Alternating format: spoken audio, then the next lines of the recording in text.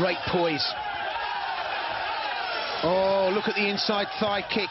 Ettouhlali bringing up the high kicks. He's doing them at will now. Oh, gets tagged there by Lima. Lima was only going to wear it for so long before he lost his patience, and now he's back into it. But Ettouhlali, the confidence, the style, the poise, it really is class Muay Thai stroke kickboxing at its best.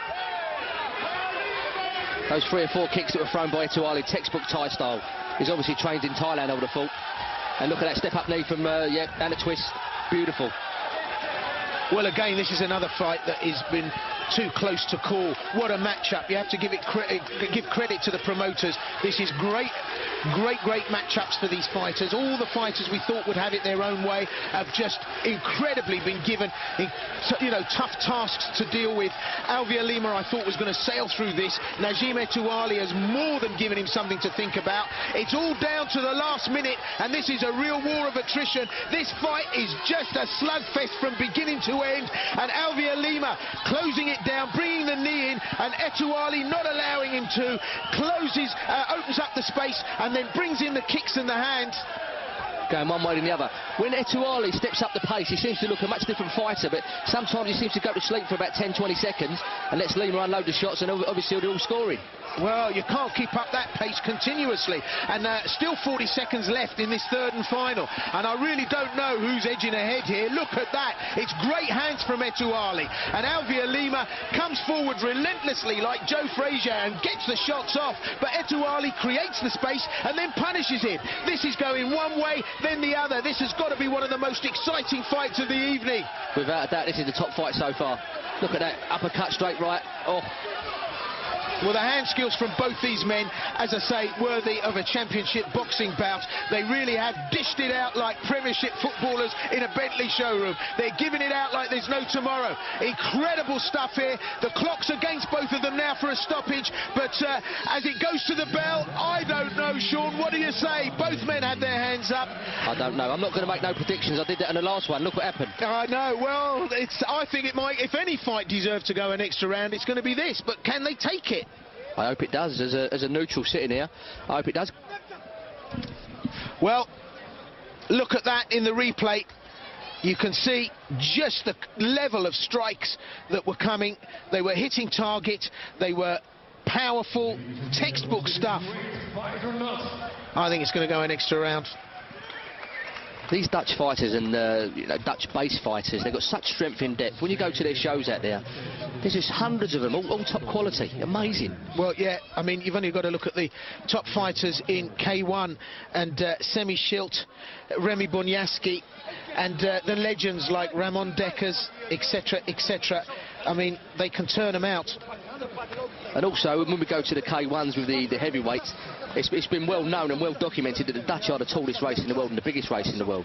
And I read that actually in a newspaper a little while ago. I always knew they was massive. I mean, I'm only 5'8". I was out in Holland. It was all about 6'7". But they are a monster race and well suited to the K1. Well, Semi Schilt years and years ago, 2004, 1994, I was at the extra round. I knew it was going an extra round. Oh, it had to. This is going to be top tasty. I was going to say no, at the 1994 Open Kyokushin, I was there, and so was Semi Schilt as a young 17-year-old, and he was massive. Fortunately, I got put out early on in the proceedings, and as the day went on, I was thankful for that. But these boys won't be thankful for this. They've got to go another 3 minutes, and it's going to be 3 minutes of sheer hell for both of them. So they're going to have to dig deep.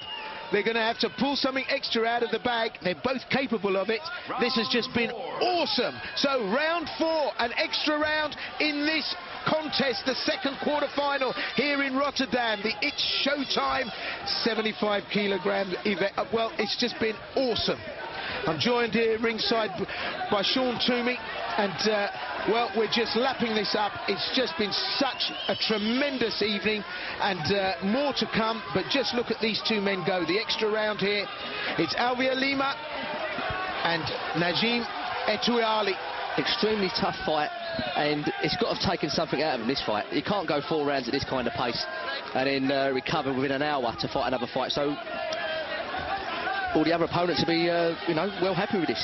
Well, I think if somebody now gets an early stoppage, they've got to have the advantage. And these are definitely two of the toughest, relentless fighters in this tournament. Look at Ettouhlali, he's dishing it out. And Alviar Lima just cannot step up to this. It's Ettouhlali all the way. But then that said, look at Lima, comes back in on the inside and starts throwing those punches in.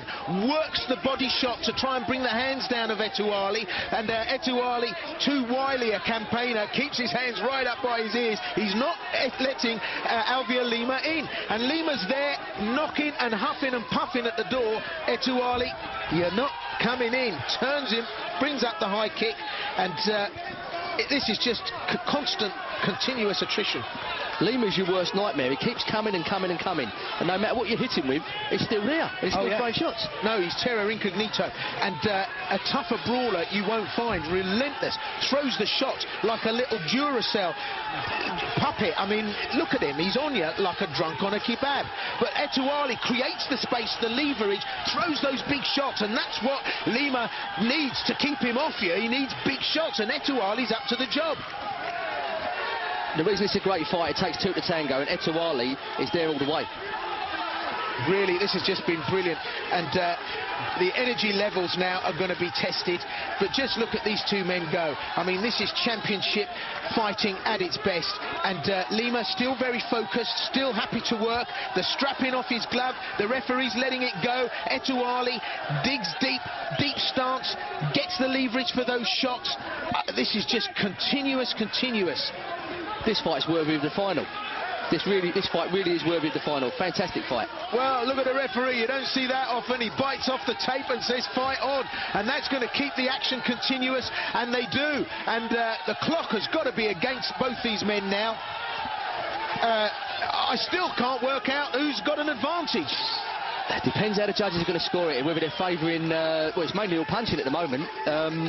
Lima's work rate is fantastic. But all of a sudden, Ettouhlali steps it up and backs him up a little bit. Well, this has just been super top tasty stuff. And, you know, if you ever had a doubt in your mind about the level of athleticism required for Muay Thai, just look at this. This is the zenith. These men just come to this all heart and they give their all. And you can just see in that fourth round, it was like a first round. Amazing fitness. Got any predictions, Will? I think Ettouhlali. Lima was aggressive, he was constant, but Ettouhlali was just displayed more skills for me. But no, Lima. I think it's going to be close. I mean, we was wrong on the Cass fight, the Yakut fight. Yes. It's all depending what the judges are looking for. Different judges have different criteria. Well, all I can say is I'm glad I've already had my dinner tonight here at this event, because this was going to cause me indigestion. Just look at the two of them go to it. Well, it's an official decision we require, because no matter what we say, the judges will always see it their way, and it's going to be tense. Any predictions, you? I'm going to go for Lima for the work rate, but yeah, the work rate was incredible. I could be wrong. Like a machine. But 4 rounds of fighting, and you've got a semi-final to come, and then a final. Takes amazing fitness and strength. And if you've got an injury, sometimes they can't continue. Tense moments here now. 9 against 10. The other 10, 9, and then we have another 10-9. The winner, the man in the red corner, Alviar. Well, Sean Toomey calls it right.